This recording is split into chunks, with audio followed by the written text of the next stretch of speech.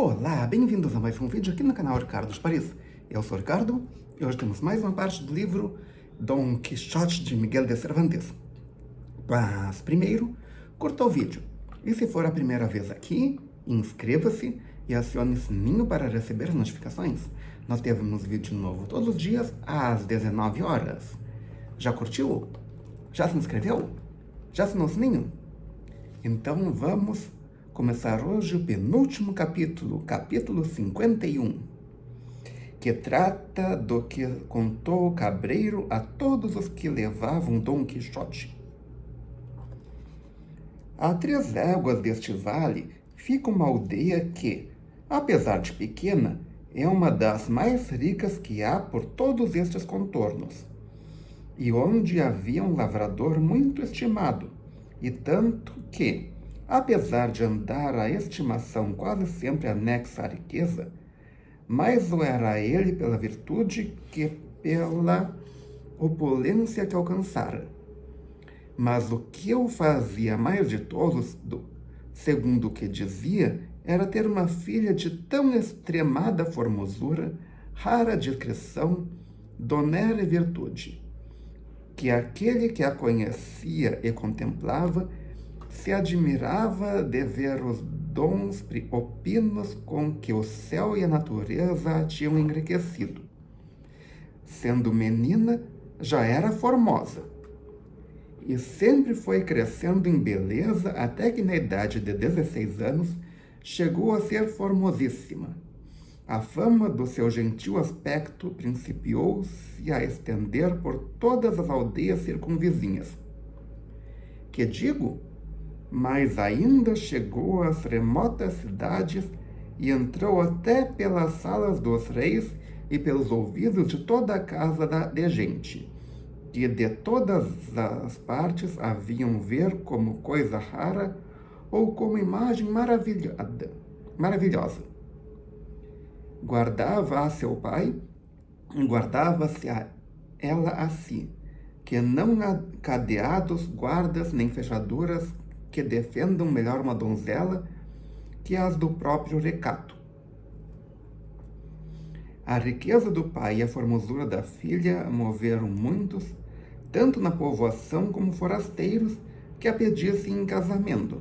Mas o pai, como pessoa a quem tocava dispor de tão rica joia, andava confuso, sem saber resolver-se a qual a entregaria dos ínfimos que o importunavam, e, entre os muitos que tão bom desejo tinham, fui eu, a quem deram muitas e grandes esperanças de bom êxito, ao ver que o pai sabia quem eu era, o ser natural da mesma aldeia, de sangue limpo e de idade florescente, de cabedais avultados e donado de certo engenho. Com estas mesmas partes, a pediu também outro do mesmo lugar, que foi causa de se suspender e hesitar a vontade do pai, a quem parecia que em qualquer de nós estava sua filha bem empregada, e, para sair desta confusão, resolveu dizê-lo a Leandra, assim se chama opulenta que em tanta miséria me tem posto, advertindo que, visto sermos ambos iguais, era bom deixar a vontade de sua própria filha e o escolher ao seu gosto, coisa digna de ser imitada por todos os pais que querem casar suas filhas. Não digo que eles deixem escolher pessoas más e ruins, mas que lhes proponham boas e entre essas que escolham a seu gosto. Não sei qual foi o de Leandra, só sei que o pai nos foi entretendo a ambos, falando-nos na pouca idade de sua filha, com generosidades que nem o obrigavam, nem nos desobrigavam a nós. Chamava-se o meu competidor Anselmo, e eu Eugênio.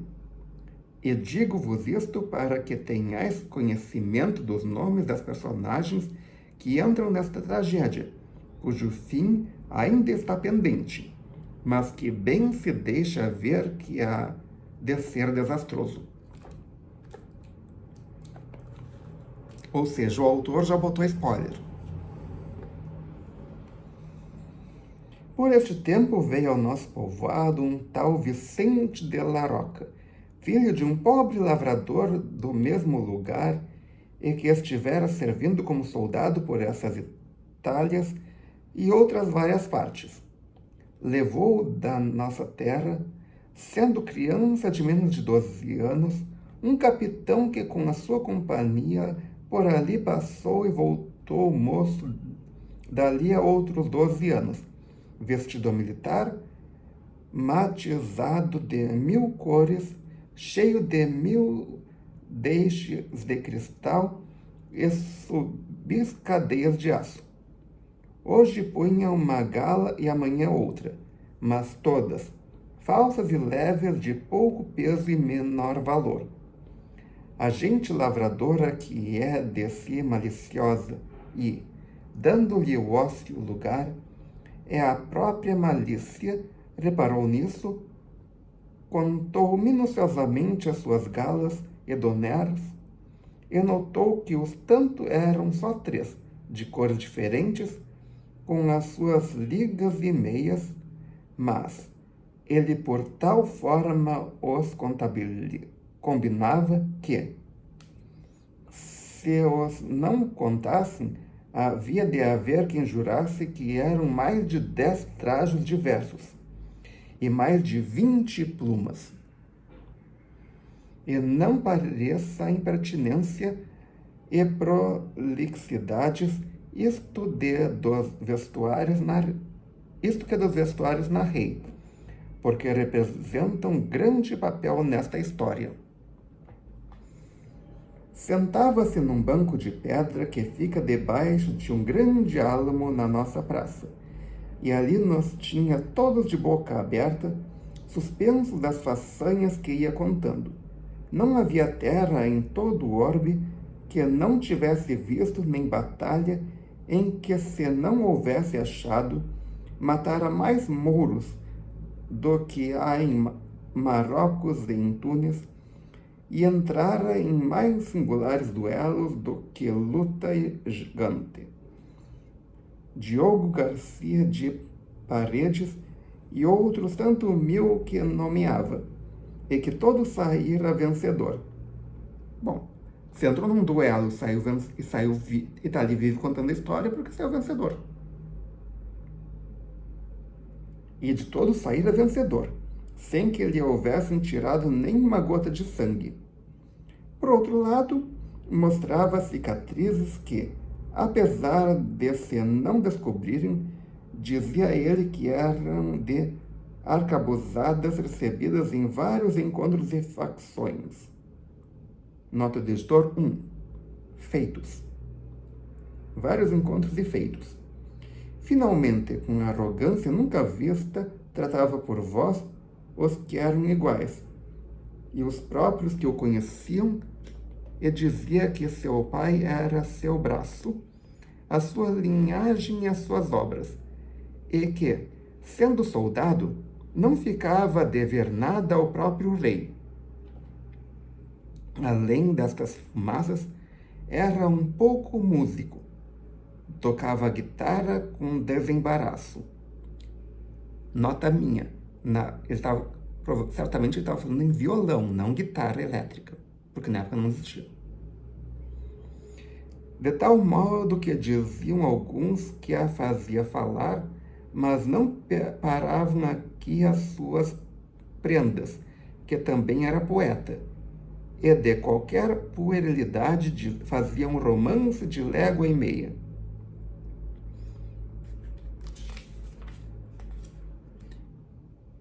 Onde é que estava? Este soldado, pois, que aqui pintei, este Vicente de la Rosca, este bravo, este galã, este músico, este poeta foi visto e contemplado muitas vezes por Leandra de uma janela que deitava para a praça. E por hoje é só. Se você gostou, clique em curtir. Adicione esse vídeo aos seus favoritos. Compartilhe com seus amigos e volte amanhã para a conclusão do capítulo. Querem saber o que vai acontecer? Volte amanhã e descubra. Obrigado pela presença. Obrigado pela audiência. Até amanhã com a conclusão do capítulo. Ou melhor, com a conclusão do penúltimo capítulo e tchau!